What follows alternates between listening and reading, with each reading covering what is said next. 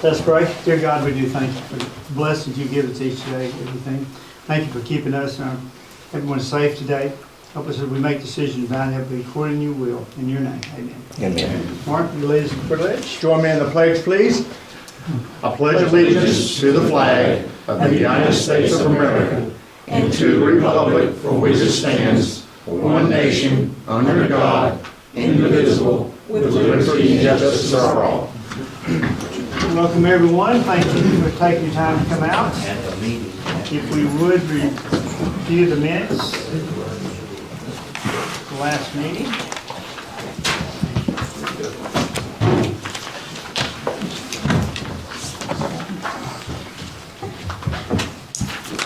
Make a motion to approve. Second. Motion second to approve the minutes. All in favor, say aye.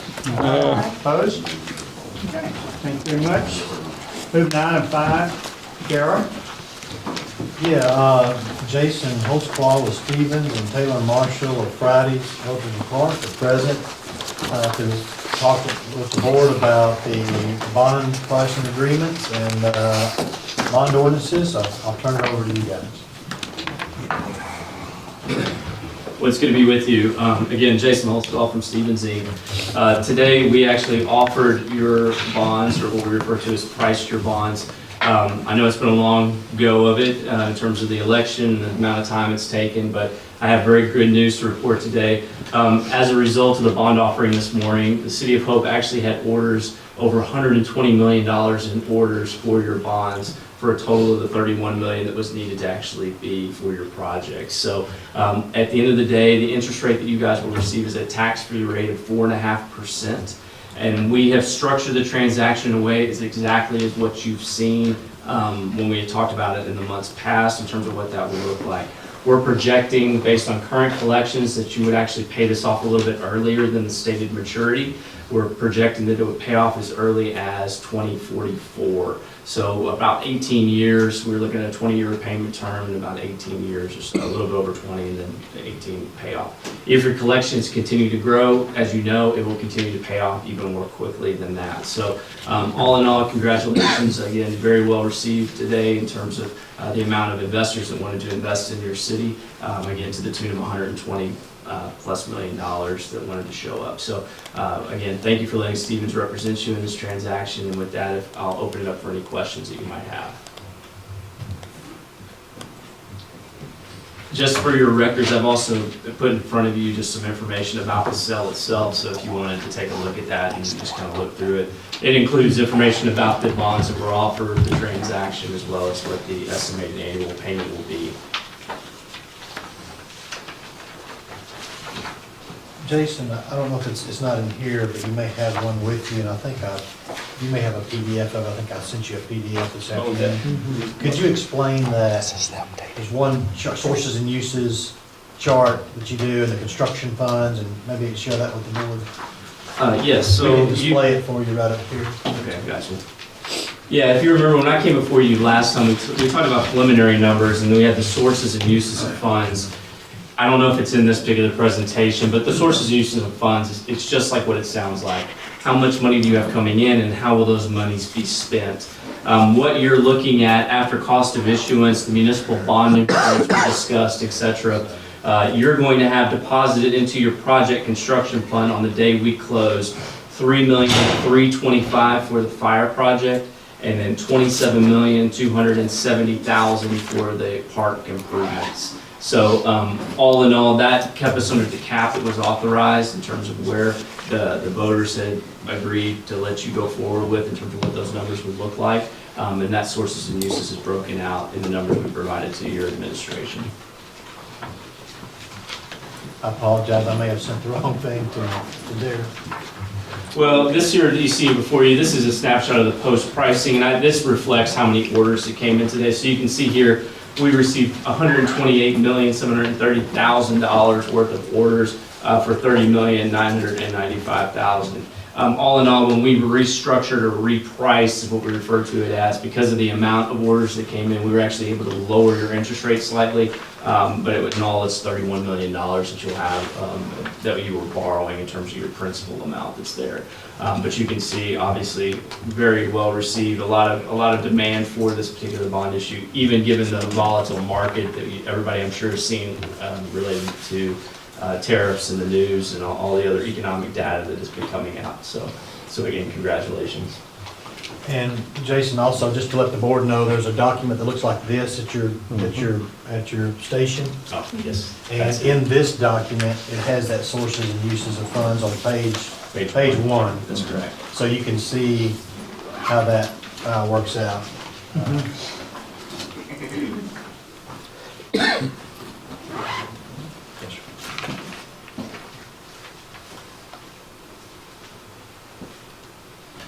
And I guess that construction fund category is most important to us because that's actually the amount of money we'll have to spend in construction. That's correct. On the day we close the transaction, the trustee that you've assigned, which is Simmons Bank, is going to disperse these funds, and they're going to put these monies into the accounts, and they'll be available to spend as of May 13th, as soon as those monies become available. The other monies that are here will go to the other professionals that are involved in the transaction, and those monies will be spent accordingly, so those will be dispersed. But yes, that construction project amount will be available to you on May 13th.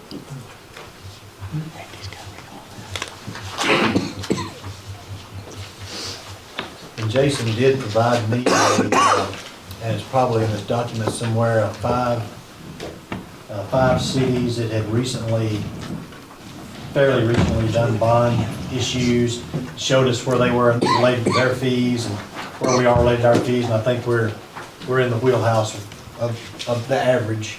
So just to let you know, I think Stevens did a good job, and we're in that wheelhouse of what it cost us to do this.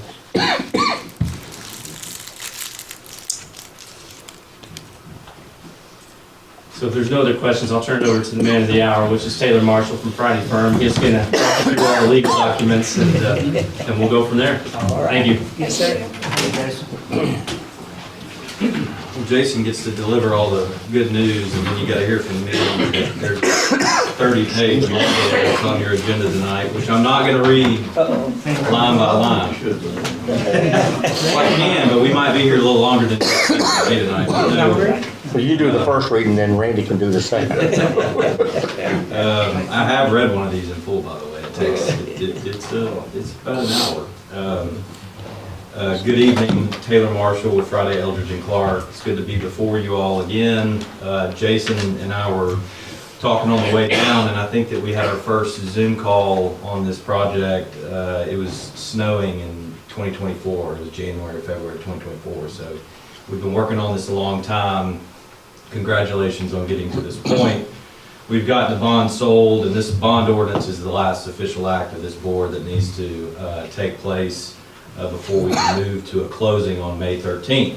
So the ordinance, I've given you two things that should be in front of you. You have a clean ordinance that has all the blanks filled in. So we distributed the bond ordinance to the board just for the public's benefit. We distributed the bond ordinance to the board for the agendas last week or whenever Mr. Wilson did. It had a bunch of blanks in that document that we could not fill in until the bond sale today, all market dependent. And so today, once I got the final numbers from Stevens, I worked on the bond ordinance and filling in the blanks. So the second document you should have is what we call a red line version, and that just illustrates how each of those blanks were filled in. The bond ordinance authorizes the issuance of $31 million of sales and use tax bonds. Okay, the bonds are allocated in principal amount $3,370,000 for the fire improvements, $27,630,000 for the park improvements. The bond ordinance authorizes the issuance of the bonds, which is the official act, last official act that needs to be taken. It also authorizes the execution of a couple different contracts. It authorizes, and I'll go through those in a second. It ratifies, we put together a preliminary official statement, which is the offering document for this bond issue. It's what Stevens disseminated to potential investors before the sale today. Worked very hard with Mr. Wilson, Ms. Clark, Stevens, various individuals to get that document ready. That was just disseminated on March 24th. So it ratifies the use of that document to market these bonds. The ordinance also authorizes us to put together a final official statement that will be delivered to the investors. The preliminary official statement had a bunch of blanks in it because we didn't know the terms. We're required by federal securities laws to deliver a final offering document to the investors within 7 days, business days of today, which we will do. And this authorizes us to do that and authorizes the mayor to sign it. The ordinance authorizes the execution of a bond purchase agreement. That is the agreement between the city and Stevens, where it says the city agrees to sell the bonds to Stevens. Stevens agrees to buy the bonds from the city at the prices set forth therein. That's going to be executed tonight so that Stevens can go back to their investors and present to them a final bond purchase agreement dated today, an executed bond purchase agreement dated today, so that the investors know that we have a deal and we are going to close on March 13th when we said we were going to close. It also authorizes a continuing disclosure agreement, and this is required by federal securities laws. You're going to be obligated to provide certain information to your bondholders on an annual basis. Mostly that's just tax collections. So they're going to be interested in knowing what your tax collections are. And so on an annual basis, June 30 of each year, you're going to be obligated to provide some information to the market so that the bondholders know how your tax collections are doing. And that's for the life of the bond issue. You're also obligated to provide the investors with your audited financial statements each year. And I'll work with the administration on making sure that we've got procedures in place that we're going to get that done each year as required. These bonds are insured, which is not uncommon. So the bond insurer is Build America Mutual Assurance Company. They're issuing a bond insurance policy. So if your tax collections were ever disrupted to a point that you could not make a payment, the bond insurer steps in and makes that payment on your behalf. They are also providing what we call a municipal bond debt service reserve insurance policy.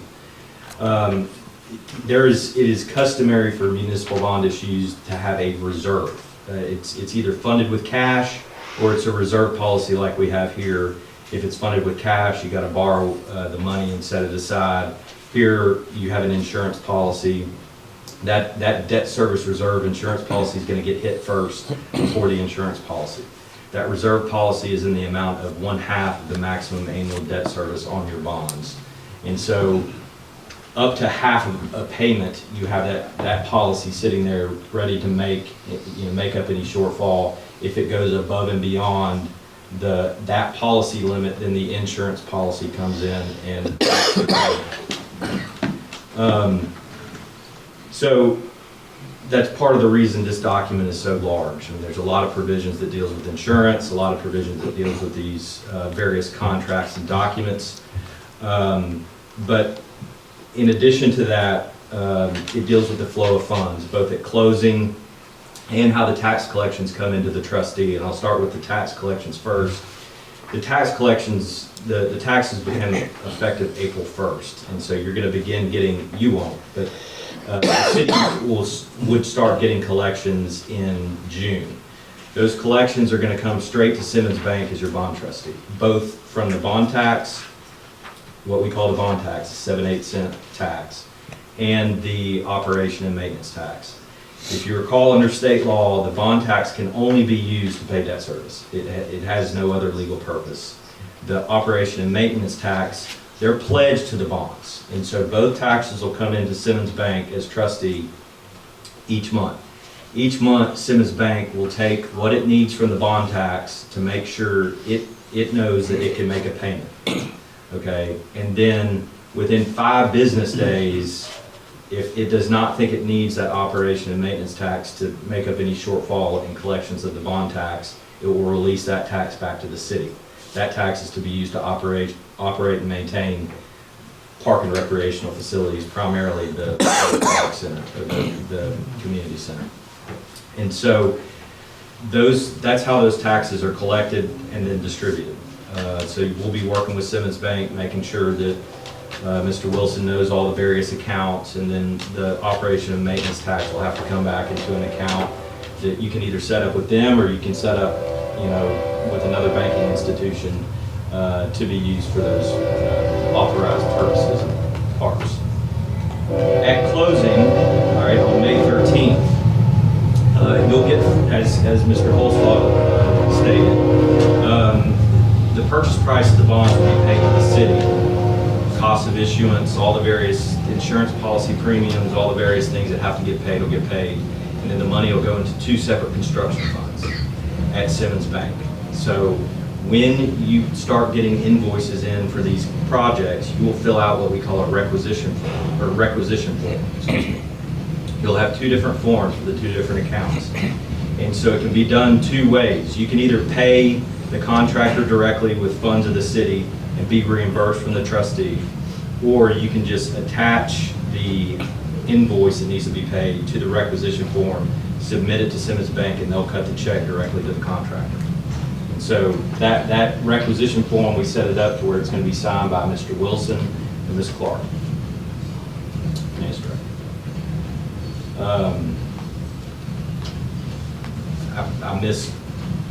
Let me back up to how the taxes come in, because the excess of the bond tax, as Mr. Holsclaw told me, the excess of the bond tax is going to go to pay down debt.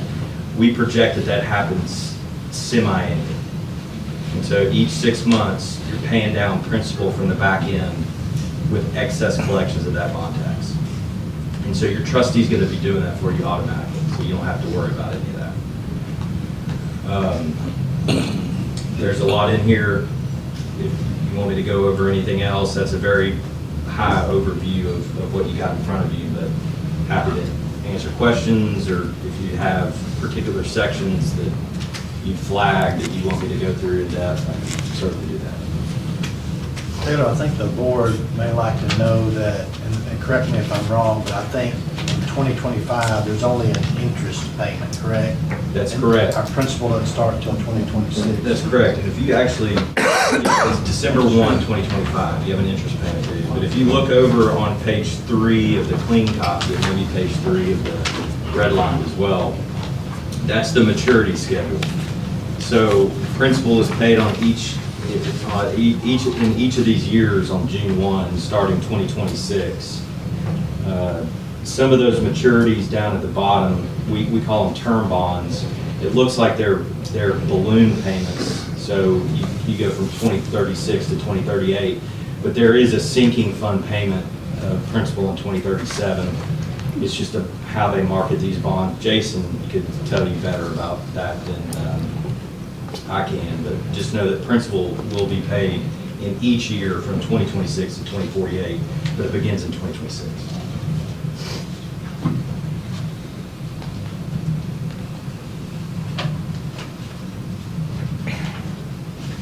And could, just for my benefit, I don't think I could explain this very well to the board, could you explain to the board the arbitrage rules in simple terms? If we happen to earn too much interest on funds we have sitting in Simmons accounts, what may have to happen? Yeah, so, and I'm glad you brought that up. Let me first start with the spend down requirement. You've got to spend your construction fund monies actually out the door 85% in 3 years.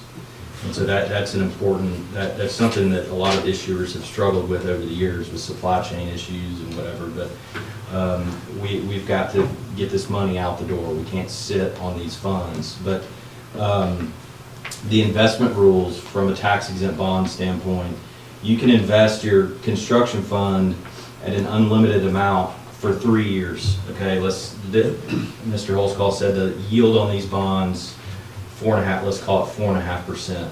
So you can earn 5% in those construction funds for 3 years. However, you got to pay that half percent that you're earning over the bond. You got to pay that back to the U.S. Treasury. Okay, that's called arbitraging your money, and then you got to rebate it back. And so After the 3-year period, you're not allowed to arbitrage it at all. You have to what we call yield restricted. So then you got to get into investments that don't earn above the yield on the bonds. So just know that if, like, a lot of issuers will get approached by financial institutions. Simmons is good. They know the rules, but if you were to get approached to say, hey, we can invest your construction funds in a 6% yield, and you borrowed it at 4.5%, you're going to get a 1.5% arbitrage rate. Just know you got to pay that back. It's not free money. And so what you'll likely find is that you're going to be offered some very safe investments for those funds, government securities, U.S. Treasuries, probably not going to yield at 4.5%, but we have gotten into a situation, especially for the issues that were done in 2021, 22, when yields were very low, that we get to 24 and 25, and you cannot find even a money market or a CD that earns less than the bond yield. And a lot of issuers didn't spend their money on time and are now having to make big yield reduction payments back to the U.S. government. So what would be the advantage of that if the bank came and wanted to do that? Is that an advantage for the bank, or? That's correct. Okay, that's what I figured. That's correct. And they just don't know that, a lot of these institutions don't know the tax exempt bond rules. Yeah. And it's not because they're predatory. Because if we have to pay it back, it doesn't benefit us at all. Yeah, they don't know that. Okay. So Taylor, just one question I have. If we, in the first 3 years, if we earn more interest than what the yield is, but we still get 85% out the door in 3 years, do we have an arbitrage issue then? No. Okay, so we could make more in the first 3 years, as long as we spend it. You can make more, but you still gotta pay that amount back. Oh, you still gotta pay that. You still gotta pay it back. Okay. It's just that after the 3-year period, you can't earn it at all. Okay. If you do earn it, the IRS can come in and say, you've issued arbitrage bonds, and they're taxable at that point to Okay. your investors. Okay, so the investors will get upset with us. In those 3 years, in case we have trouble with contractors or whatever, and not able to pay out in those 3 years, what kind of penalty is there? There's no penalty. So what you have to reasonably expect at the time you issue the bonds that you're gonna spend it in 3 years. But as we know, with COVID and everything else, things come up, and the IRS knows that. So we look at whether your expectation, the IRS is gonna look to see whether your expectations were reasonable at the time you issued the bonds, that you could spend the money in 3 years. If you can't spend the money in 3 years because something comes up, let's say you go down and dig at your project site and hit some environmental snag, what have you, document it, make sure that if the IRS comes in, you can say, this is why this didn't happen. But at the end of the 3-year period, you just have to, what we call, yield restrict the investments. So you've got to either find an investment that yields at or below the bond yield, or if you can't, like I was talking about in the situations where the market just moved way away from, then you can make what we call yield reduction payments. And you can actually, you can compensate the U.S. Treasury with direct payments to get your yield down to where it has to be. So the main thing is just that 3-year threshold. That's Once correct. it's There's done, no it's penalty, nobody's gonna come in and say. Even though we may still have to Right. pay a vendor 4th year or 5th year, it's just, Yeah, we just try to spend the money, and then you won't have any problems. If you spend the money in 3 years, that money's gone out of the construction funds, and you're rocking along at that point. hope so.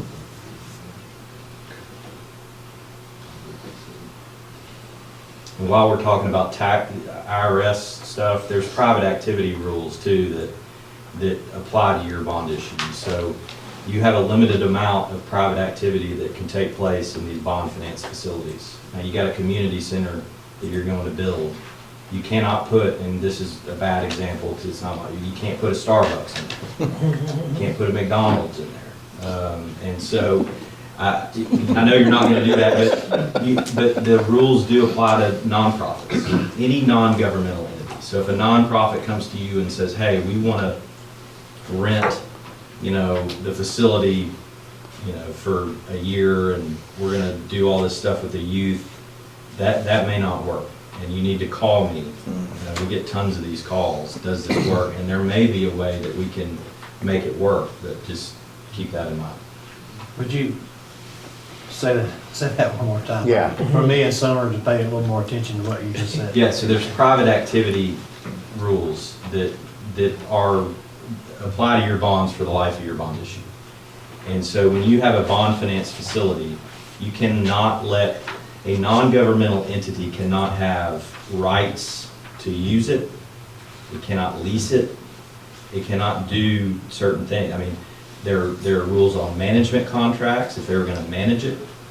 But we can lease it to a private, like a party room to have a birthday. There are exceptions for short-term use. So Okay. yes, so if it's, Not it's just, Okay. you're letting the, somebody Yeah. wants to come rent out the spec, but if it's Yeah. like a year, Oh, okay. No. if you're saying, hey, we can make some, we're not using this wing of this community center and Oh. so-and-so Oh, wants okay. to put his office in there and we can make some money on it, that's not gonna work. Okay, until after the life of the bond. Once the bonds pay off, these rules are gone. Well, an example, like we have the softball association, and they use our fields and stuff.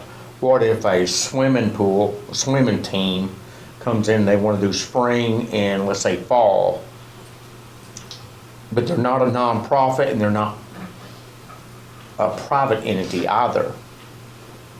Like a good example, we have a swim team, but I don't think they're not nonprofit, are they? No, it's just like any of our other little league teams. Yeah, just, okay. But even if they did have some kind of entity to protect their own team, they can still use it like any other public.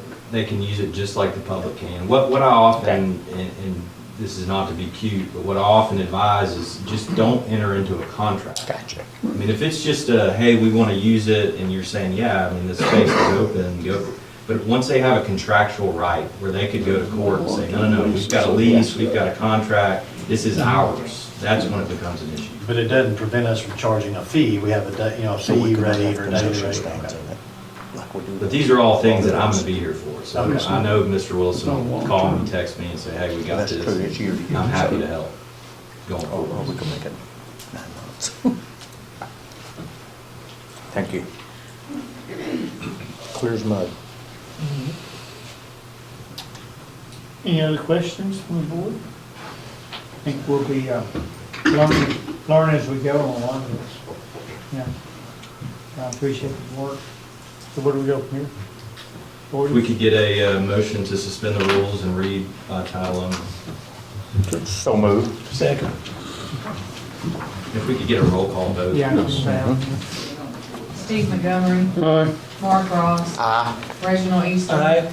Tiffany Taylor, Aye. Don Steele. Aye. An ordinance authorizing the issuance of sales and use tax bonds for the purpose of financing all or a portion of the cost of capital improvements, pledging sales and use taxes aggregating 1% to pay the principal owed and interest on the bonds, describing other matters relating thereto, and declaring an emergency. And if we can do this 2 more times, if that's your custom, or we can just have a motion to adopt. We usually just have a motion to adopt. Is there a motion to adopt? I move to adopt. Second. Steve Montgomery, Aye. Mark Ross, Aye. Reginald Easton. Tiffany Taylor. Aye. Don Steele. Aye. And I move for the emergency clause as well. Second. Steve Montgomery, Aye. Mark Ross, Aye. Reginald Easton. Tiffany Taylor, Aye. Don Steele. Aye. Very much appreciate y'all. It's been a pleasure to work with you all, and I'm glad y'all have made it to this point. It's been a long process. I was just gonna say, Congratulations. this has been a long. Thank you. Thank you. Thank you. Absolutely. Jason, thank you. Thank you, guys. Appreciate you. We love seeing Jason come down here. Although we had to spend money to do it. Y'all can hang around, or y'all need to head back. I appreciate it. I'm pretty sure we'll be in touch. Okay. Thank y'all. Thank you, guys. We'll be talking tomorrow about what we need to get to you. Yeah, I'll give you a call. Thank you, guys. All right. I want to just stop just for a second. I appreciate the Citizens of Hope for putting this on the city board. I hope we can do everything possible to make this a smooth transition and to spend the money wisely. Okay, move on to the next item, which is, oh yeah, we're gonna move, item 8 up, if you could, J.R. Yes, I'm just gonna read, so for the public's benefit, the prelude to this discussion that I put in your agendas. So if you'll just bear with me, and then it'll be on the public record for anybody on, here in the boardroom or on our Facebook Live. And I'll start with paragraph number 2. Last year, Mr. Walker advised me that, and this is my best recollection, he advised me that the City of Hope installed a backflow preventer on his private sewage line at one of his properties. And he asked me if we were going to be responsible for that backflow preventer since we installed it. And I advised him that private sewage lines were the responsibility of private property owners. I think we had a disagreement on our points of view. He believed otherwise. And I advised Mr. Walker that it's just not the practice of the City of Hope to install said devices on private lines, and it shouldn't have occurred. So we left it at that, and he said he may want to come to the board, but then months went by, and that was kind of that. And then earlier this year, Mr. Walker came to my office again to advise me that backflow preventers need to be checked annually, he believed, for proper sealing to make sure they were going to function correctly. And he asked me if the City of Hope was going to do this on his backflow preventer. And again, our standard response is that backflow preventers on private sewage lines are the responsibility of private property owners. And then more recently, just maybe a week or two ago, Mr. Easter called me advising me that Mr. Walker wanted to address the city board. I didn't know exactly that was going to be about this issue when he called me. So I just asked Mr. Easter to have Mr. Walker call me and let me know, exactly what he wanted to address the board about, so I could get that in y'all's agenda packet. So you'd at least know why he was going to come and talk to you. And the alternative, if he didn't want to do that, he could just stand up at citizens' request time like anybody else. But he did call me and he asked to get on the agenda. And so I've given you a history of I think what this is about. He does want to talk about the backflow preventer. I do want to give the board our City of Hope procedures. I've got all staff here. Donnie's been with the city for 38 years working at this department. Scott's been here for numerous years. He's the department director. Dorsey is our inspector. I've talked to City Attorney Randy Wright about this. He's fully aware of what we're talking about tonight. But I wanted to make sure the board knew what the City of Hope procedures are. So number one, the City of Hope owns, installs, and maintains city-owned sewage lines. We own 2 sewage treatment plants. We own several pump stations throughout the city sewage system, and we maintain the right-of-ways of the system. The city is responsible to manage and address problems with that system in a reasonable manner and address backed-up lines as soon as we are notified. And for this purpose, staff are on call 24 hours a day, 7 days a week for this purpose. We have a call-out rotation for our staff. The city is required to act reasonably within the scope of its duties and not be the direct cause of damage to an individual's private property. And while the city has tort immunity, if we were the direct cause of something through our own negligence or something of that nature, that may pierce our tort immunity. So we obviously do everything we can not to do that.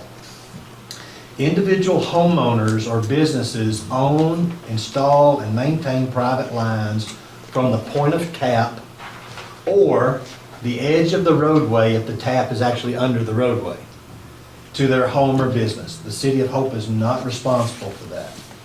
The Building Services Department of the City of Hope inspects all taps of city lines, so no one can tap our city line without Dorsey or his staff looking at it, making sure it's appropriate, make sure it's installed correctly and tapped correctly.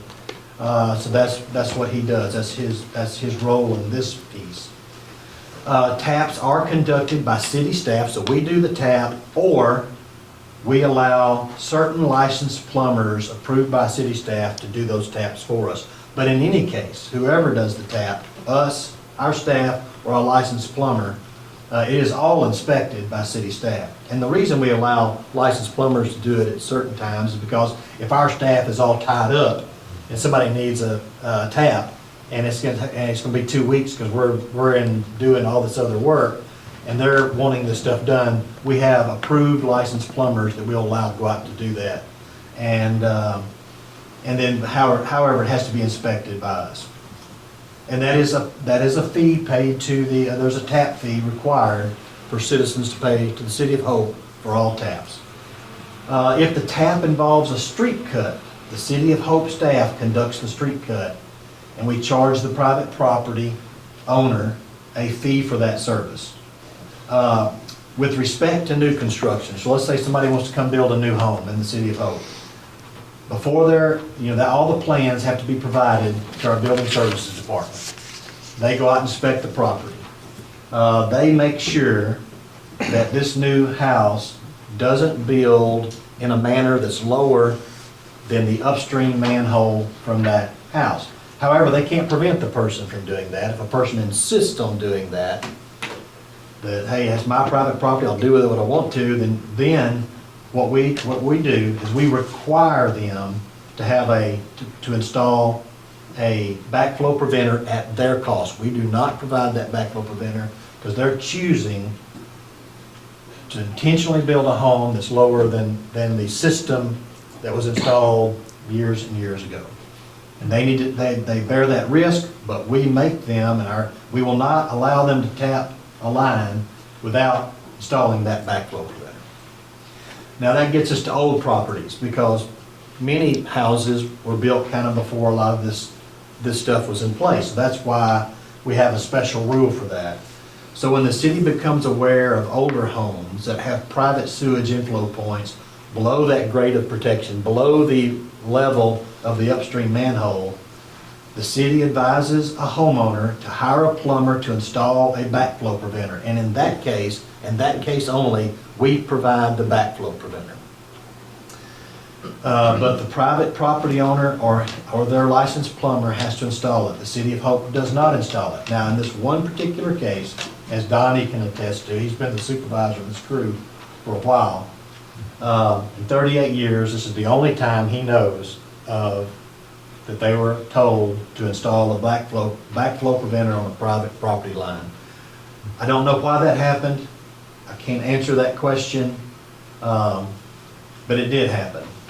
I would say this, talking with Dorsey and talking with experts in the field of state law, having to do with licensed plumbers and systems of this, it's unlawful for the City of Hope to work on private sewage lines. None of our staff have plumber's licenses. All of our staff are certified to operate sewage. They have class operators. It's very similar to the electric. The linemen aren't master electricians. They can't do master electrician work, but they can handle all the big lineman stuff. Same thing with our guys. They're licensed to work on sewage systems that we own. They're not permitted by Arkansas law to work on private systems. By state law, that requires a licensed plumber. We are not that. So after speaking with staff, talking with Donnie, and I've formulated these rules for you so you could be aware. So whatever happens tonight, and whatever comes up, you'll have a frame of reference to kind of work through the rules and the law as I best understand it. I've also talked about this with our city attorney, and I think we have this correct. I believe the city attorney agrees that our procedures are lawful and correct as we do them this way. I've told Mr. Walker in my office on occasion that, look, if he just disagrees with me or disagrees with the city's procedures, his only recourse, in my opinion, would be to hire an attorney, file a suit against us, and make a case that they believe we're wrong, and let a judge make a decision. But I think Mr. Walker is going to come tonight and talk with the board about this. It's just my opinion. I don't think the board, maybe the board could do something. I'd really want you to talk with Randy if you make a decision that steps outside these procedures, so we don't all get in trouble. I'd really lean on Randy for any advice if you decide you're thinking to go that way. And with that said, I think I presented everything to the public for a understanding from my perspective. And now, Mr. Walker, I think we can, if you want to come to the podium, state your name and state what you'd like to state to the board, you're welcome to do that. Is that okay? That's true, yes. Excuse me.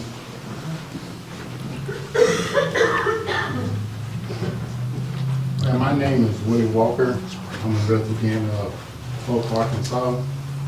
I reside at 700 North Am. I commend City Manager Wilson. He did a very good job in his presentation. One thing I picked up on was negligence. Negligence just doesn't mean that they didn't respond to a breakage or whatever in a timely manner. You can be neglect and not maintaining the facility for which you was really designed to do. We have this problem because we have infiltration water. And I'm not talking about a flood. I'm talking about you get a hard rain in hour and a half, then it floods. And it floods, the sewer system floods, excuse me. There's so much back pressure at that manhole that it actually pushes the 150-pound lid off the top. Before that anti-backflow valve was installed, you got to believe that it's coming in and filling up that house before it reaches the PSI to push that 150-pound lid off the top. And I'm going to go to where, I don't know if this, there's a lot of reasons why our plumbing system is as it is. Soil, for one reason, it shifts. When it rains, it swells, and when we have our dry spells, it shrinks, and it affects our pipes. I don't know when the last time you ran a camera up under the sewer line going on the railroad track. I imagine I can go back, it may have been 2 decades ago, that the problem was so bad that we had the company to come in and do smoke tests. And that's because, not because of my problem, but it was because the wastewater couldn't handle that overflow when we had a hard rain. Not a flood, but a hard rain. So it's my content that my house is being flooded because the city public sewer system is not being maintained properly. Because otherwise, it should do that all the time, not just a hard rain. And like I said, at that manhole, there is enough back pressure to lift a 150-pound lid off the top. Secondly, I appreciate you just pointing out that it takes a licensed plumber to come in. And I also found out that most anti-backflow valves have to be serviced. Some are made to be serviced at certain periods of time, and some are made to be discarded. I have no knowledge, none whatever, of what type valve was put in, the PSI that is rated to hold, the maintenance schedule on it. All that expense is on me. And I'm saying that's because the city has neglected to maintain the public sewer system at a satisfactory level that it would prevent this from happening in a hard rain. So I think the city, what I want to have done, take it off my property, because I would have had this discussion of the city manager, because we agreed that it was the sewer system that was flooding my house. And she agreed to put in an anti-backflow valve.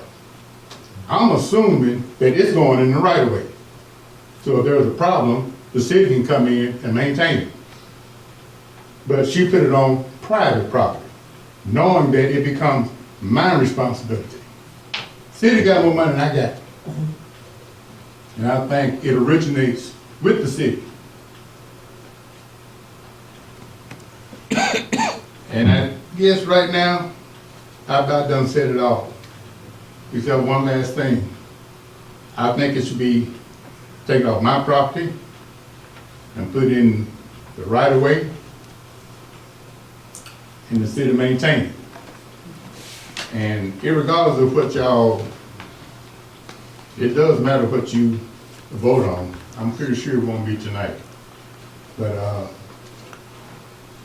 keep in mind, my last thought together, because once I sit down, I can say what I'm going to say. I'm just going,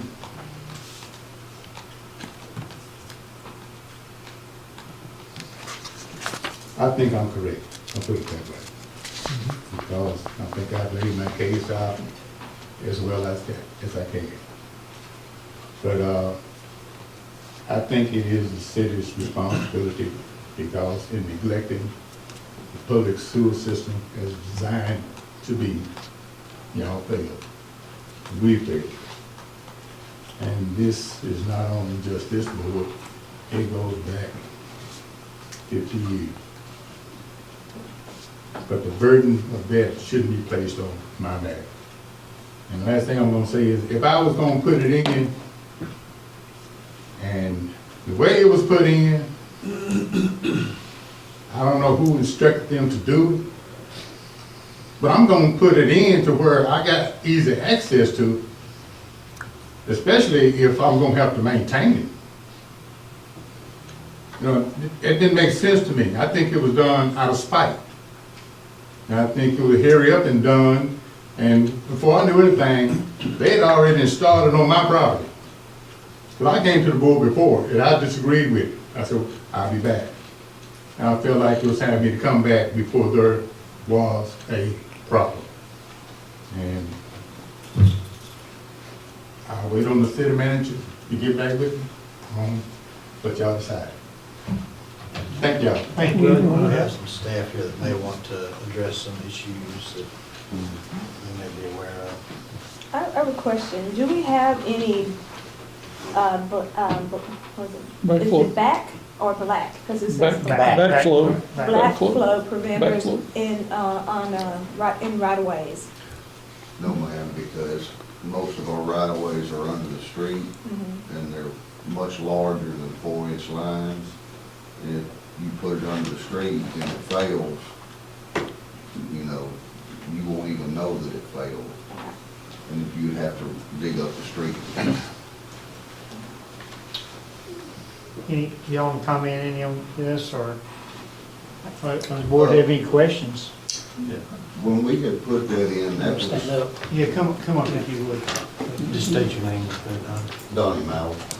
When we put that in, that was more of a special circumstance, like more an emergency, when we were instructed to put that in. Because, yes, the infiltration was very bad, and we knew that that house would get flooded, and we were expecting a rain event, much like we're gonna have these next few days. And we were instructed to put it in to protect the home. That's what we did. Will, if I'm correct, I remember this pretty well. I mean, that house was going up in the bathtub pretty well every time it rained. Is that correct? I mean, it was like, I remember the situation, because that house is a lot lower than the street. I mean, you didn't have to admit that. It's a low place right there where it goes under the railroad track. And I remember the deal, I mean, it was like, it was fixing to come a flood. And that's probably why we put in there so quick. Because there had been several And that's- issues with that home being at its elevation. And over the years, we have talked about backflow valves before, and especially houses that didn't have them. If we got a line stopped up, and then it starts back, major line, if it starts backing up, then there's gonna be a phone call from somebody. That's Yeah. why we want these installed. Yeah, but I've never, I didn't know this one. We did this one, It and was we an didn't really know emergency how it was situation. built And all out. lines, It was just, yeah, Yeah. when I was on board. And maybe just to address inflow and infiltration, obviously, we have an inflow infiltration problem. You know, I think you referenced the smoke test we did. Every city with aging sewage lines have backflow and infiltration problems. It's probably if not $100 million problem, that may be way in excess of that. No city can afford to do it. We bite at the apple a little bit at a time. What's typically done is around a $10 million bond to do the worst spots. That's why they smoke test to try to determine what's the worst spots. We have gotten together since the last rate increase, and we've talked about having, doing so much ourselves with our own staff, lines that we can do with our own staff. We've talked about that. We're starting that program, I think, next year. So we're doing everything we can, in my field, other than to break the city or break the ratepayers, to try to address inflow and infiltration. Obviously, some people may feel like we're not doing a good enough job. It's a hard thing, just like the lead pipes with water. Very similar type thing. All the lead pipes have to be replaced, and it's going to be a very significant cost. But what I can assure you is if there's any way for us to address inflow and infiltration that may affect these low houses, that's the things we probably need to look at first. And I was just going to ask the question, how many of these types of houses where someone intentionally built a house below grade, how many of those do we have in the Hope? We're talking about 10, are we talking about 15, are we talking about 20? I would have. Do we know? No, well, I wouldn't have any idea how many houses. How many- There's quite a few. How many backflow- How many backflow preventers have we provided under those circumstances? Wow. No. And I'm not even sure if we can say that somebody intentionally built below the grade. Maybe they just did not know when they was building that it was below grade. I mean, I don't want to sit here and say somebody did something intentional. Maybe they just was not aware. Yeah, that's, Yeah. Yeah, they have really no way to know because that line is buried. Exactly, When so- we come in. But we do know where the manhole is. Yeah, but they That's what don't. we look, that's what we We look have at. to go look and make sure. Right. How deep it is. Yeah. And so like with anything, I think, buyers have a responsibility. Mhm. You have to look at what you're buying. If you buy the car and it doesn't work, it is what it is. So there's some responsibility, I think, on the part of all people to make sure they look into these matters as best they can. What about as far as accessibility to this backflow preventer? What is there? basically just a clean out. Is there an issue on how to get to it, or, I mean, Cap off. It's just a flapper valve. If you don't like it, you just reach in there and you can actually pull the flapper out. is there any circumstances that makes it difficult to get to it? Shouldn't. I think what Steve, on this particular one, how far from the city right of way is this backflow as far as access from our property line to Mr. Walker, or to the backflow Most people currently? that put a backflow preventer in will take their old clean out, and that's exactly where they put it, right there. You talking about the clean out right close to the house? Okay. And where is this one located at? To the best of my remember, it was right where the original clean out was, right there, a few feet away from my house. And how far is that from our line? When I say line right away, I'm sorry. 50 yards. Long way. Best of my there's a manhole that sits in that yard. So within 30, 40 foot. Okay.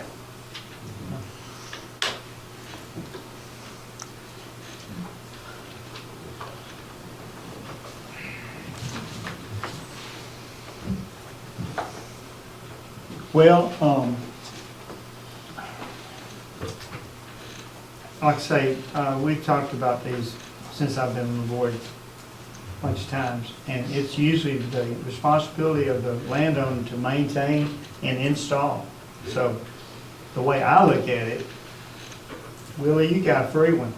And, I mean, I think that it was put in under the stress because of your complaints about what was happening. That line, now that line, the pressure comes all the way from right here, all the way down to the end of the street. I mean, he's at the bottom of the line. And we've had some problems with people being on the bottom of the lines. I mean, it's just, it's sad, but, is it, what's, any comment from the board? That's kind of the way I feel. Donnie, have y'all cambered that since y'all did all that and tried to look at the lines and see if you can see? Not up under the railroad, but I think there has been other smoke crews come through. We've had numerous smoke crews come through. In that area? Well, all over town. The worst areas we can tell them to go to is the ones they usually go to. Yeah. Can, is that something, can y'all? 80% of the problem is actually cleanout caps missing. Yeah. Can you say as soon as possible, get your cameras and look at the city's lines and see Under if that there's, railroad. see if there's any problems in that area that we can identify inflow and infiltration, we can get that on our list to try to fix that as quickly as we can. Can you do that? I know we did a whole bunch of work around there, you know, several years, because a lot of the smoke tests showed like numerous cleanouts missing in the bottom of the ditch lines. Yeah. Because I would really like to know what is causing that pressure, that much pressure, you know, that's, to lift a I manhole. can't give you the number, but I did the Right. math one time before, just one clean out, just an average sized house to run off, because the clean outs are right there at the eaves of the house. Mhm. It's a massive amount of water in a 1-inch rain, just one clean out. They That's get just it one with a house. lawnmower or something and they. Chop it off. Be left open and. You have several in the same area. And those are lines we don't fix because that's the private property Right, owner's exactly, line. right. And some of them's not discovered until we do a smoke test. I correct? take it, we can inspect that, and if someone's out of compliance, is that a possible fine that you could Yeah, issue? I mean, if we see them, we'll notify the homeowner and they'll usually Let's take that take. smoke test. And if they fail to take care of the problem, though, something you could leverage a fine to. Yeah, we could. But they usually will take care of it. It's notified. They don't realize how much water actually going down it. But instead of their yard holding water, now it's all hitting our sewer. What, how do we know if a backflow preventer is damaged? How would a If homeowner it's know that? damaged, it just won't work anymore. I mean, it won't hinder the house, Mhm. because if it's, Flaps hung up. yeah, it flaps on it up. I mean, it won't hinder them using the bathroom, but if it fails, then they'll notice water Coming back Hey, in. Mr. coming back in there. Mr. Walker, have you noticed any, have you looked at your backflow preventer? Can't look at it. It's on the ground. Oh, it's underground. Oh, okay. Yeah. Because I want to make this statement. That's the only backflow that's been installed in Oak, so that must be a very peculiar situation. There it was. No. You know, and I'm No, pretty that's sure. not accurate. No, there's been Oh, the only several. one It's just the installed only by the one city. that we were directed to do. Others we provide to the individual, Yeah, they can get and one. they get Well, their there's plumber like to the do it. hotel across from Walmart, you know, they built lower than the lift station. And that was so when they- we just required them to put in for, yeah. Yeah. Well, that's my question. Well, how many backflow preventers are out there though? Like you said, A lot of people just hire a plumber to do it on their own. well, we really don't. Yeah. And we provide the backflow. No, We don't a even. lot of people just buy them, have plumbers put them in. Right. We only provide it if it's this situation where we know the house is low and we'll provide it, but they're supposed to put it on. Yeah. And how long ago was that? 15, 20 years ago. What's the life expectancy? 'Cause I would just suggest That's that really- we provide him with another one and then. And that one on the hotel, that would probably be more of a commercial, wouldn't it, or would it not? It was the fact that they built it so far below grade, they had to put one in. But would it be more of commercial since there's so many restrooms and everything in that? Or is it the same size? Or all of them the same Air size? protection, they just had to have. It'd probably be a 4-inch or something. Yeah. 6. 6. Inch surface probably for the hotel? I don't know, you know, Probably a city. probably. If that cap is on behind the house, and down at that man cover, on the end of his house, comes up what we see when a hard rain, that mean the flapper's not working? If it comes back in his house, it means Because it's flat. whenever I go over there, like you said, with this rain coming, I got pictures of it, went over there and the water is this high, and the man cover is up like that. He's talking I'm about talking the about in the man. bathtub. No, I'm talking about the man, No. Okay, That yeah. doesn't mean, that That wouldn't have means anything to do it's with the working. backflow. If it's Yeah. not coming out into the house, that means it's working, so. That means it's working. If it's, that manhole lid's up, then Yeah, it's the bathtub working. dry? It'll be pushing it into his house. Pretty good idea, it's not, it's work. Well, let's get down there and look at that stuff with our cameras, anything, from that upper manhole down One, that you think could be, we look for the inflow and infiltration issues, and let's try to address that the best we can. one question though, for those that have installed backflow preventers, how do they fix it as far as they make it accessible for them? They just do like a water meter or They something? basically just have their clean out, and when you take your clean out cap off, that's the backflow preventer. You can reach Right- down in the right hole. there in there, yeah. You can fill that flap. And we don't, and that's not available on Willie's or? It should be, if it's not ground level, it should be right there at ground level. There should be a clean out above there that they Should be can reach clean out. out So cap. you just say this is buried in the ground? Well, they are buried, only the cap comes Yeah, the above cap. ground, But he can remove the Is your cap still accessible? but the line should only be just a little ways Yeah. down. He said his cap is not accessible. Somebody like your clean outs, you've seen them, they'll start out sticking up above the grass, Yeah. and over years' time, the ground's building up and Mhm. they disappear. So, Yeah, you have to maintain it if you wanna, you have to maintain it if you want access to it. Yeah. But a lot of people don't think about it, because if your toilet works, it works. If your bathtub works, it works. You don't think about it. So, But like you said, the earth moves, so the soil is covering it up every time the earth shifts. Like my house moves. Yeah. okay,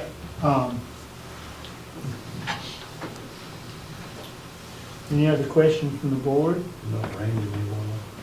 Randy, would you like to say anything before the board makes a decision?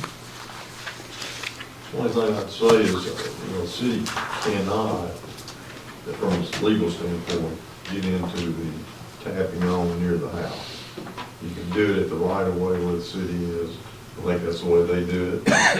And we can't be in, if you start that, you lose your immunity. You lose a lot of things which the city doesn't need to do. But I think the city's kind of done a good job of providing those where there's problem areas, providing the backflow preventers. And and then the citizen has to have a plumber install it so that it's done right. The city doesn't do the work, so that's about the extent of it. As Donnie stated, I believe this was an emergency situation when it did happen, Sure. when it was. Why do you call it an emergency situation? Well, with the water. My house coming up. already flooded. I done let it sit vacant for 2 years, just let it air out. I'm still saying, the system was not maintained properly. That is too much infiltration, period. And you go through the dog and pony show of sending somebody out there with a camera and all that there, you can save it, Okay, the decision already made. I understand that. But I think you're wrong. I know you're morally wrong. As far as being legally wrong, I'm gonna leave it at that. I'm not gonna push the issue. But number one, you wanna call it an emergency because you went on private property. The city is not allowed to do that, period. The lawyers just got through telling me. I'm not a hard person to get along with. Well, I'm just gonna say it like it is. I believe at the time, you had the ear of the city manager pretty good because you was on the board. No, Catherine laid up a backwards to make sure that nothing, ain't no pits. That didn't happen, period. I can tell you that up front. Well, that's what I want to see through the We'll cut minutes. to the chase, okay? Yeah. We do it this way. Low area. Come out there, That's what she said. take the anti-backflow valve, put it where it's accessible, and I'll leave it alone. Because if it's as simple as being able to have access to it and check it if something back up, because right now, where it is, you cannot run a snake through there if it gets stopped up. You can't do it, because you can't pull the snake back out. Oh, no, no. if you- And the only thing, you know, why put it on me to have to call a plumber to come out there, and he gonna bring it back over? He ain't finna bring no shovel out there. He gonna bring a little track over.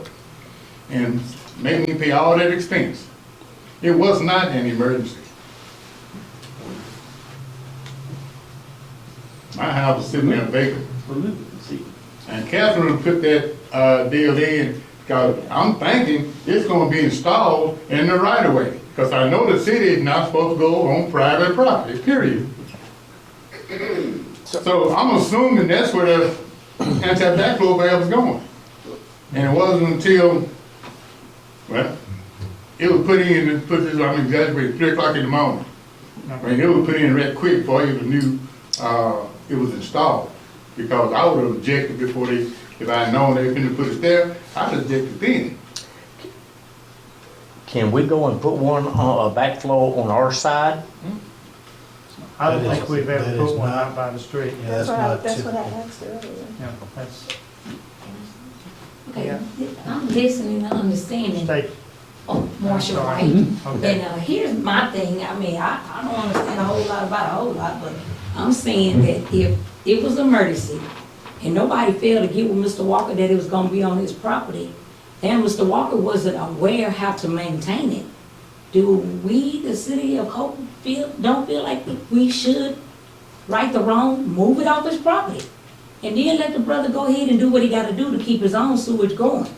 But the city of Hope quoted emergency, dropped it in the yard, never educating him how to do whoop-de-whoop, and now he's been dealing with problems. But that's not gonna solve the problem, because we can't install it in the right of way. And so if we could, I don't know if we could go on his property and remove it. You went on there and put it in. But if we were to remove it, he's gonna have worse. Well, the protocol is that we give him another backflow, That's what I and was then thinking. he has it installed. I mean, that's what every other citizen does. So, I mean, we provide it, and then his plumber decides how to put it in.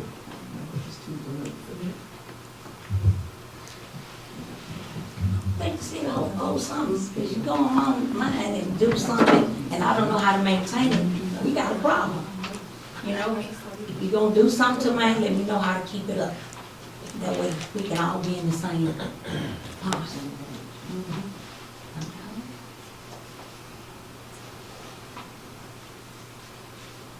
Well, do we want to, I don't think the city doesn't need to do it. But we could, I can show him where the clean out is and tell him how to look at it, maintain it. with shovel, I mean, is that high? You think so? Show me what clean that is.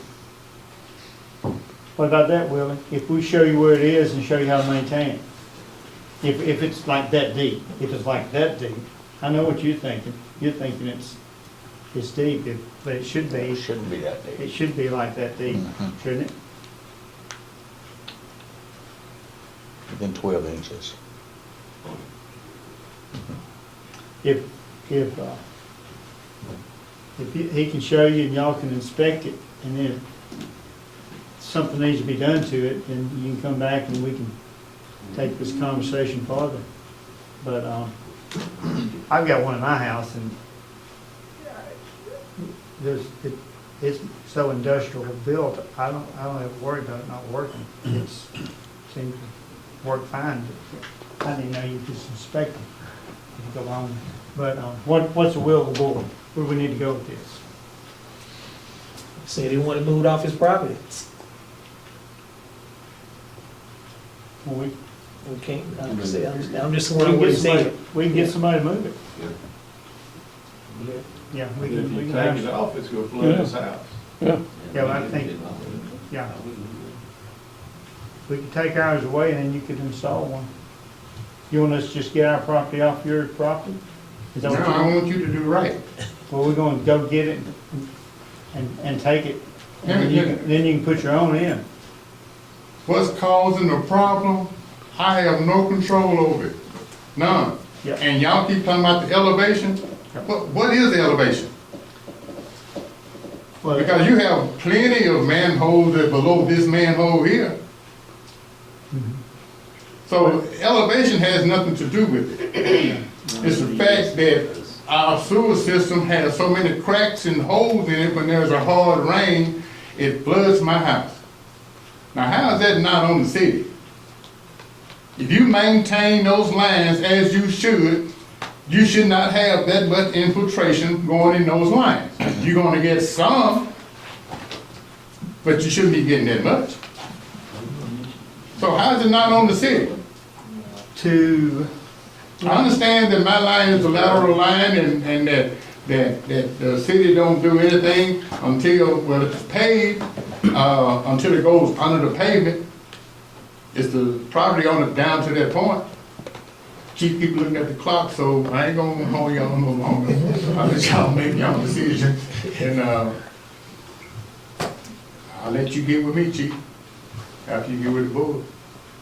And y'all gonna make a decision tonight. we're gonna try to. I don't see any reason to kick it down the road. Go ahead and tell me what your decision is. Well, it's gonna be their decision, our decision, not mine. And you call it individual, vote? Well, we hadn't decided what to vote on yet. Well, we're trying to decide whether you can work with Donnie to, like I said, find out where it's at, the clean out is, because everybody else that owns a clean out does that as well. I mean, they have to inspect their own as well. So, but it sounds like you're wanting the city to inspect it for you. But again, all the private owners that own their own backups, they inspect it themselves or have a plumber come out there and inspect it. That's how, I mean, I think it's a pretty good. But then everybody don't put a backflow valve in for the same reason. Now, you started talking about the elevation. You've got to look at the elevation of the house and the elevation of the line itself. Because from that point, I guess until you get past that church, it's almost flat. It's almost flat. From that point till you get past the church, the elevation, that's almost flat. And you got so much back pressure at that house to where it, my clean out, it shoots water 10 feet past the roof. And that's before it done pushed the lid out. But y'all go ahead and make the decision. Time to go.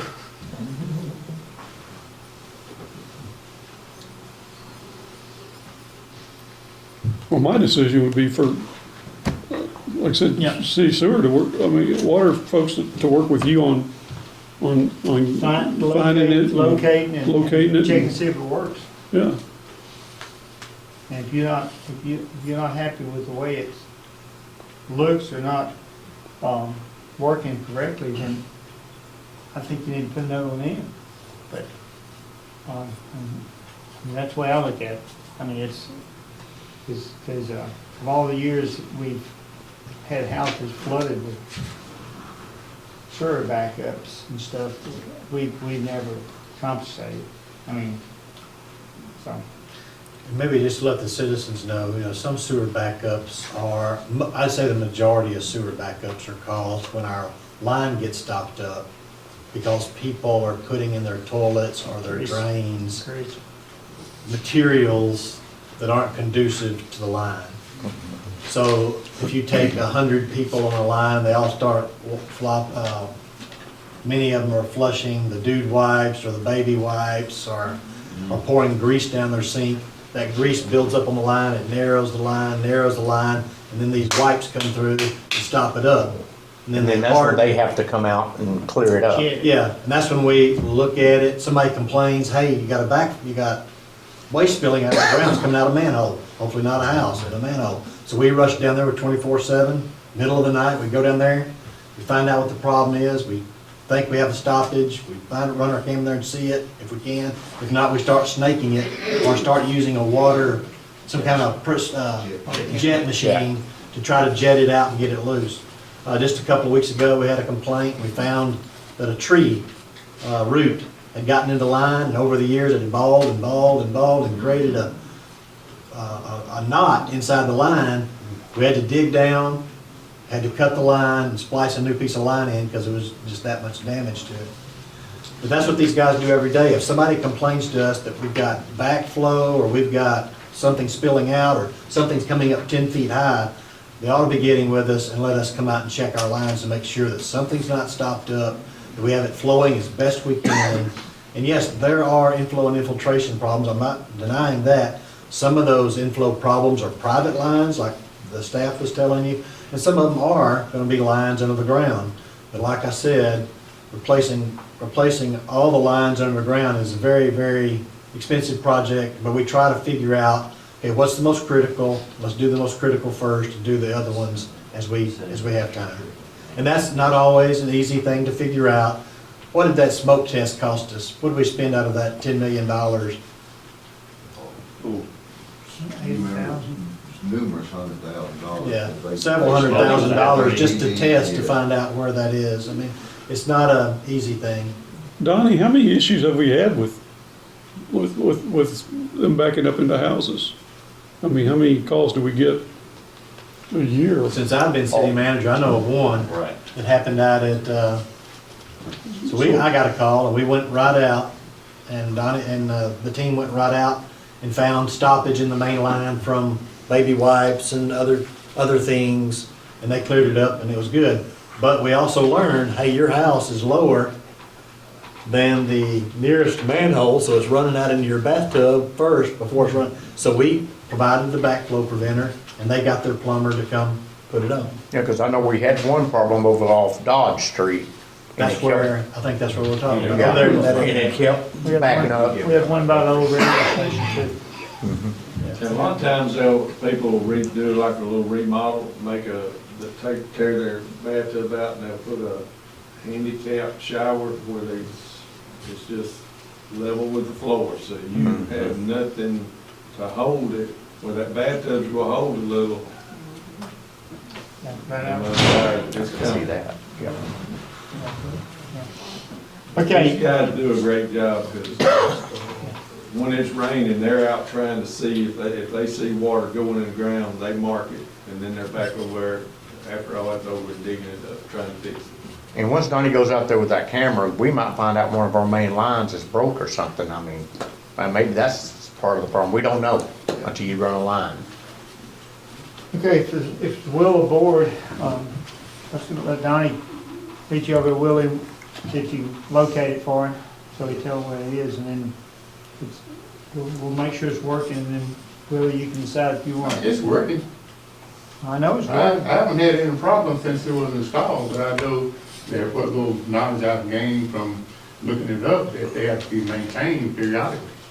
We'll find it for you. But y'all keep talking about, things going to sewer line and grease, all this good and fine. But you say infiltration, that's the problem. That's not. Infiltration is the problem, period. If Infiltration is the problem. And who controls that but the city? Yeah. City don't control the infiltration? Yeah. This what happens.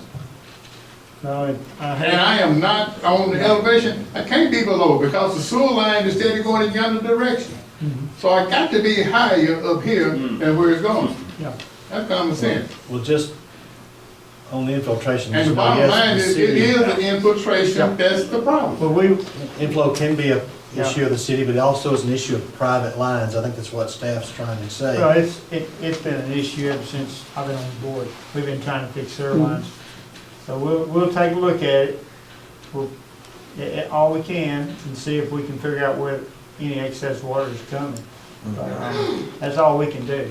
I mean, you know as well as I do, some of those lines are 50 and 60 years old. So you can imagine how much leakage we have. But we spend a lot of money every year trying to fix this problem. is when it rains, we gotta deal at the wastewater plant for how much water is coming in that we can't handle. So it's not just you, it's the whole system. But I think But I'm not going to get flooded out. well, I hate that you're on the bottom of the hill.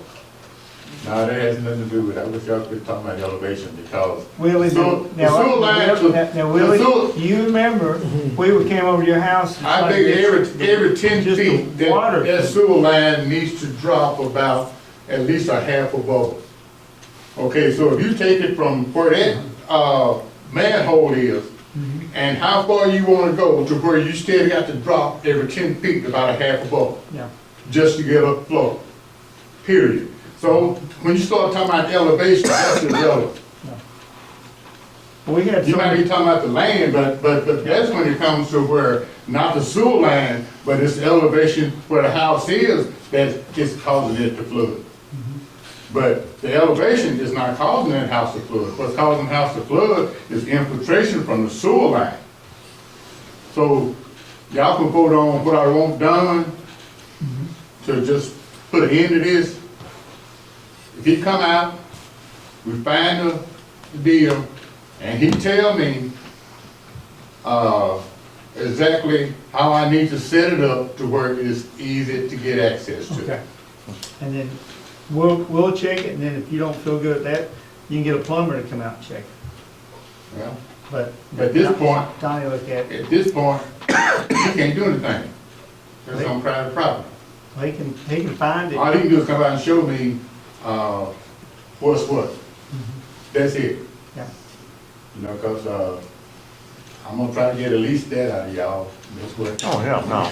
Make it easy for you to get access to it. Okay. Yeah, Is that the will of the board? Thank you. Thank y'all. Thanks, Will. All right, well, citizens' question.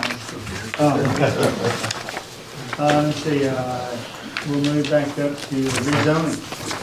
Request. Dorsey? You want to discuss the rezoning? On the residential, the commercial. It's the rezoning of the, we have an application for zoning from I-1 heavy industrial to C2 highway commercial to allow the construction of a truck stop and convenience store in Hope Acreage, Section 20, Township 12, South, Range 24 West, and parts of McDowell's Addition, Block 2 and 4. And the application was made by Joel Hendry and Hendry Oil Company, and I think Valatia and Dorsey brought this before the Planning and Zoning Commission. Right. Yeah, they're wanting to put in a truck stop, place to get diesel over there on that side of town.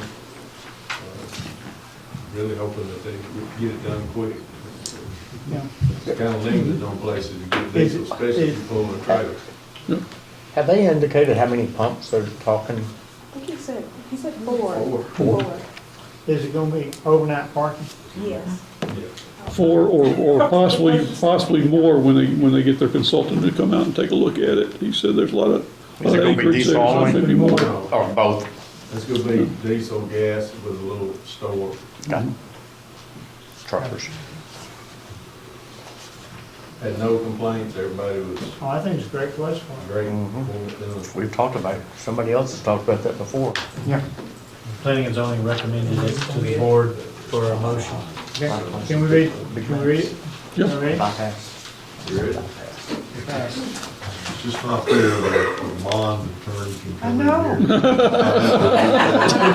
Poor little city attorney. It wasn't from the, it wasn't, Yeah, just hey, Randy, it wasn't from the old post with 4 nails in it, that's what I. Now, Randy, if you'd rather go back and read the other one instead of this one? I'm not playing Director Ross. All right, so.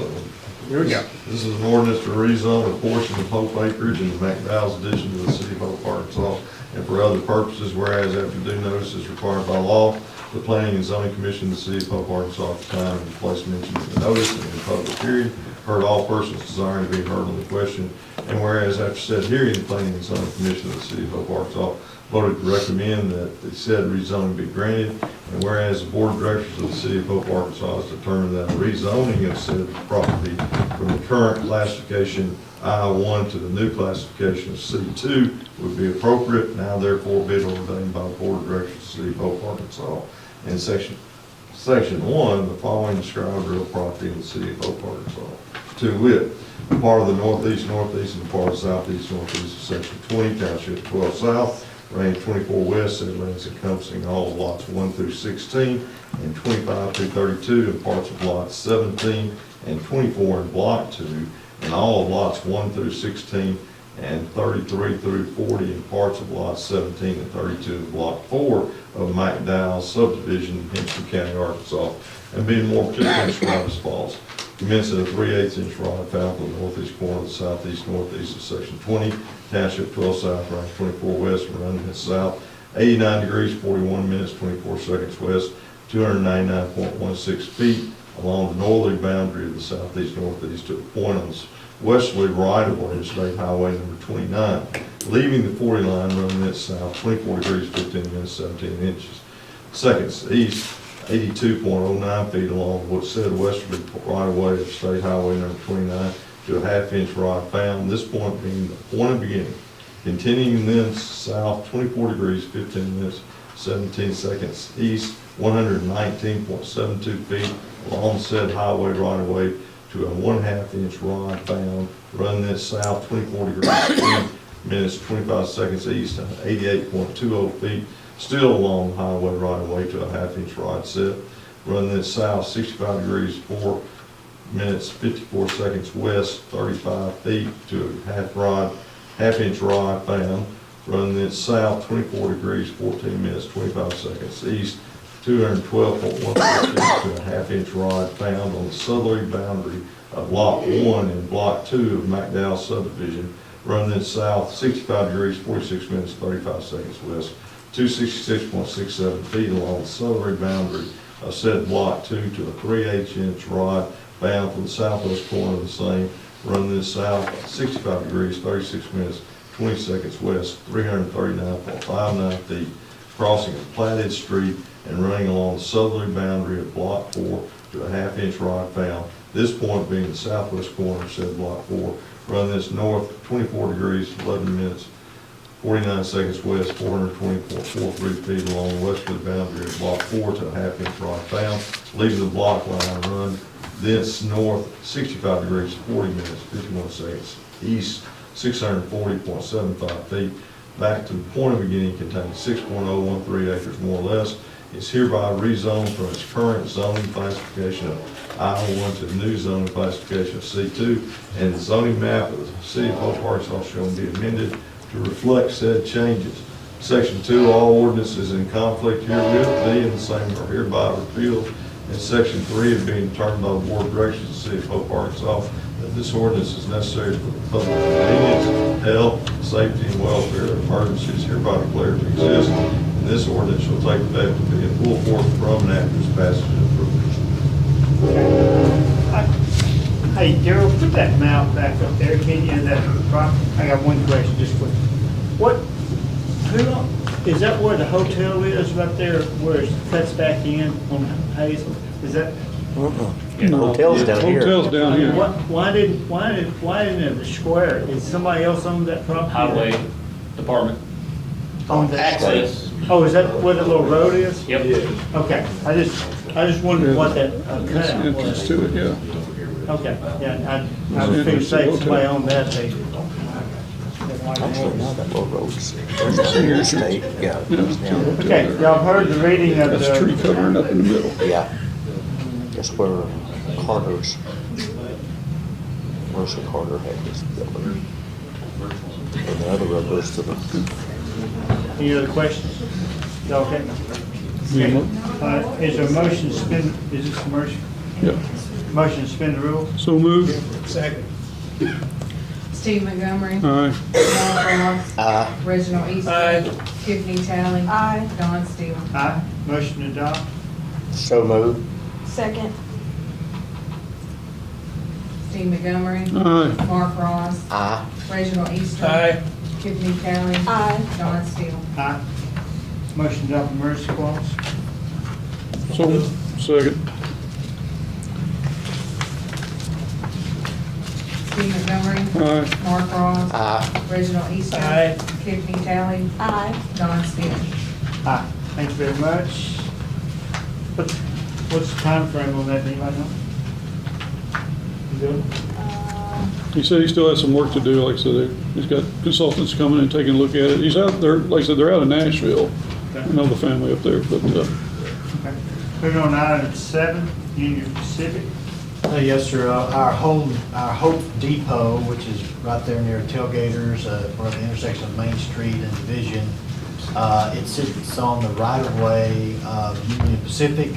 The City of Hope has had a lease on the property for 30 years. It was a lease given 30 years ago, or 32 now. And it was leased to us for $1 for the whole 30 years. And all we had to do in addition was provide a small insurance policy. There was a particular name, it had to do with railroad liability, and then that was that.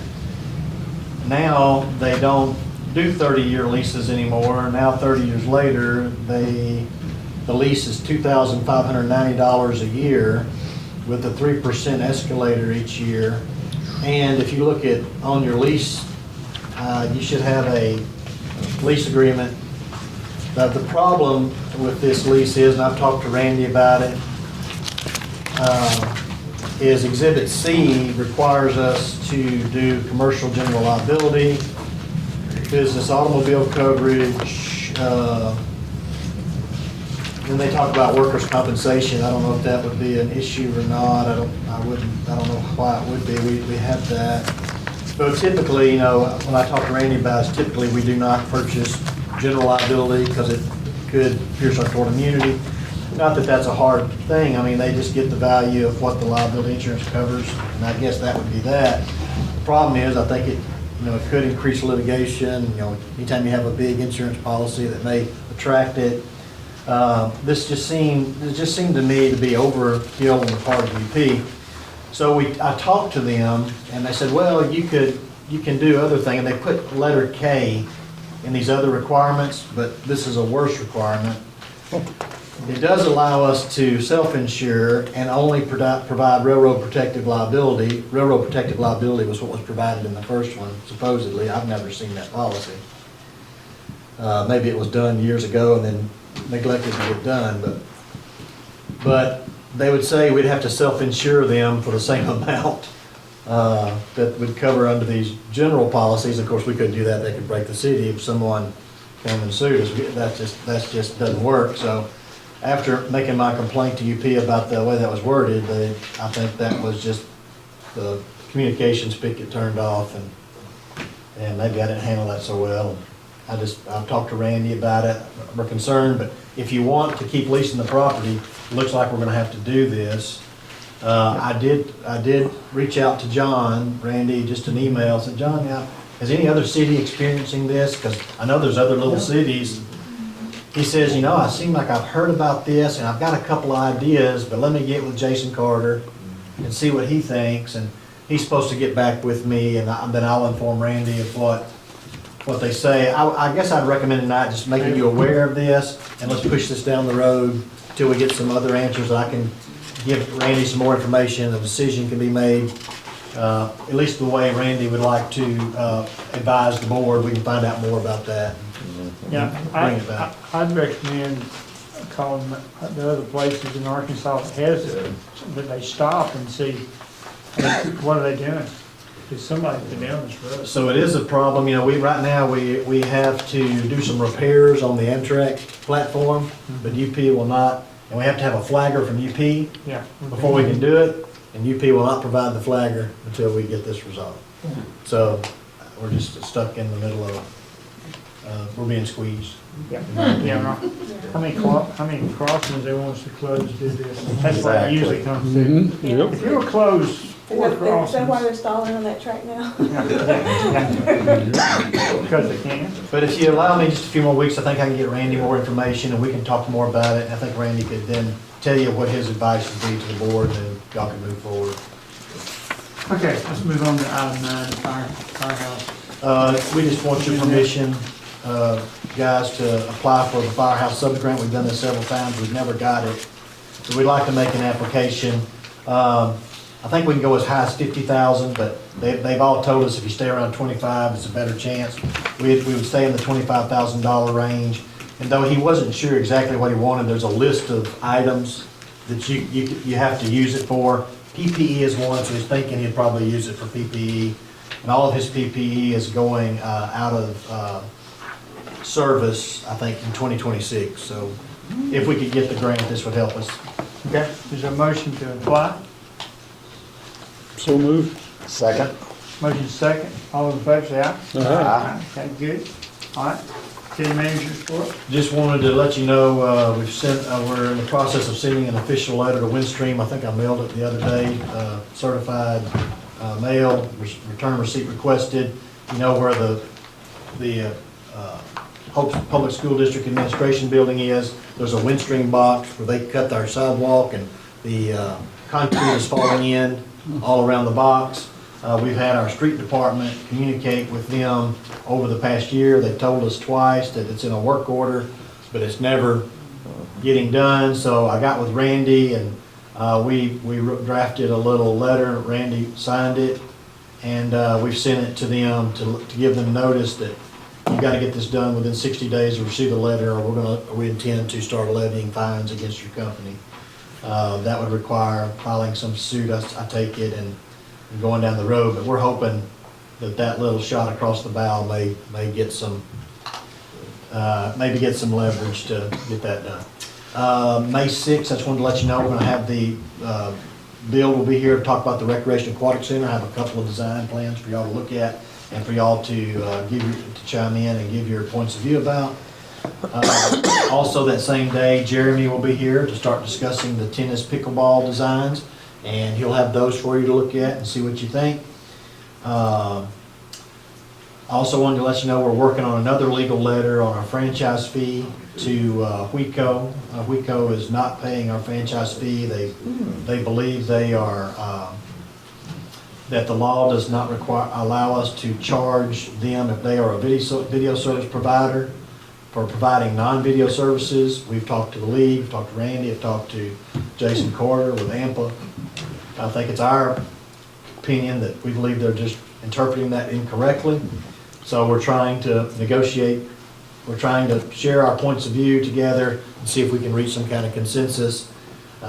This has probably been 6 or 7 months in the process now that we've been working, or 8 months, letters back and forth, and we may end up in litigation over it, I don't know. We'll talk to Randy about, if we just can't get any movement, we'll see how that works out. And I'll bring that to the board. Just want to let you know that's kind of moving down the. Question, where is WECO? WECO, Cable TV. Yeah. Who are they? Yeah. That's Husband's. They put fiber all over town? Like everybody else? Walter Husband's Cable family. company. Huh? This is a cable company. Okay. Yeah, cable TV. Community TV. Cable links? The good thing about it Yeah, is, cable links, yeah.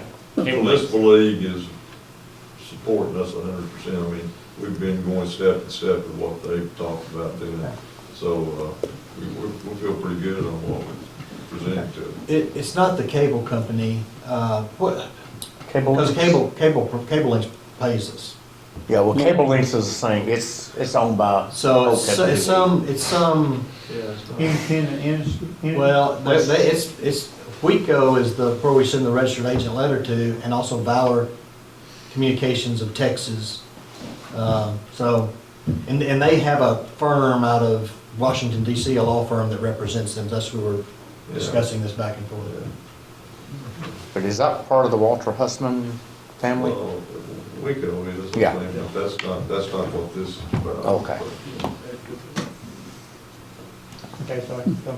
Okay. And then the last thing is Chamber and EDC update. I think they'll be here at the next board meeting to give you their updates. So we should have that taken care of, at least the first part. Thank you, Mayor. Thank you. Yep, thank you. Okay, JR, I believe you mentioned the last meeting, boring. Have they started the boring testing? Oh, the geotechnical. You know, we haven't seen them out there, so if they've done anything we're not aware of. So I just need to we need to get back with them and find out, hey, when that may happen. that's a nice, Airport hangar, oh, that's what's going on? Oh, that is. that's neat. Couple days ago, after the rain. Yeah. Okay. And Summer, I had something to give you at this time on the pictures. If you look at these, we have these pictures here for you to take home and look at. Oh, yeah. Do you have those on the slide real quick to run through? Daryl's going to show them on the board. That thing, right? Just run through and you can see cities around us, what they've done. And most of this is all concrete and not any kind of coating. We did bring you the not tough coat, but the LifeLock. That's the LifeLock samples. Oh, okay. And, but most people are just doing color in the concrete, colored concrete. Everybody around us seems to be doing that. And it is the cheapest, and it is very durable, they say. And they say once it did really wear or got bad, you could then do tough coat to paint over it and put a new surface on it. If you just run through those kind of quickly there, and they can. That's a pretty cool looking one, right there. And what was the one right before that, Daryl? Yeah, right there, that's another, and they have the shade structures you see on the side, under concrete, could be a picnic table or just a bench.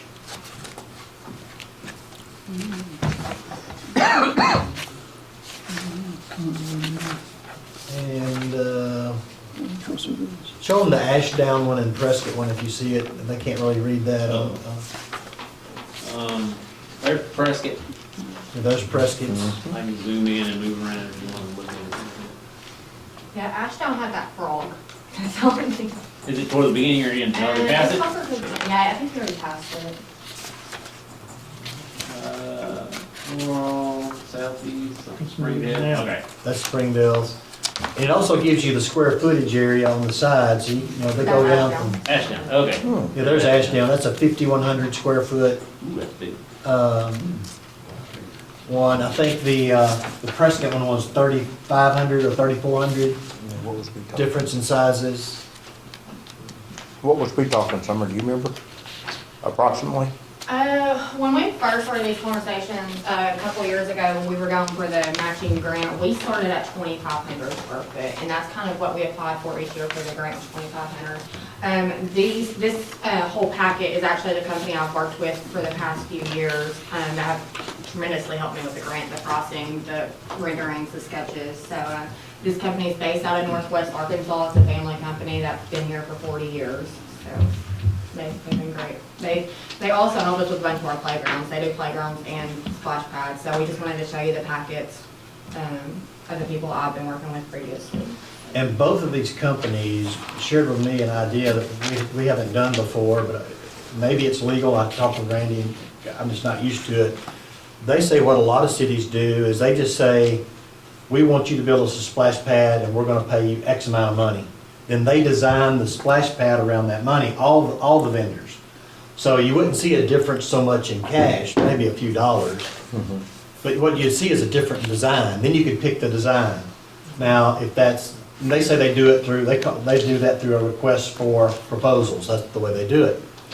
If that's a legal thing we can do under these circumstances, that sounds, because you can lock in your price and then they can take you to scale of what you want. If you're not as concerned about price, you just want, I want this, then maybe our traditional way of doing it would be better. Right.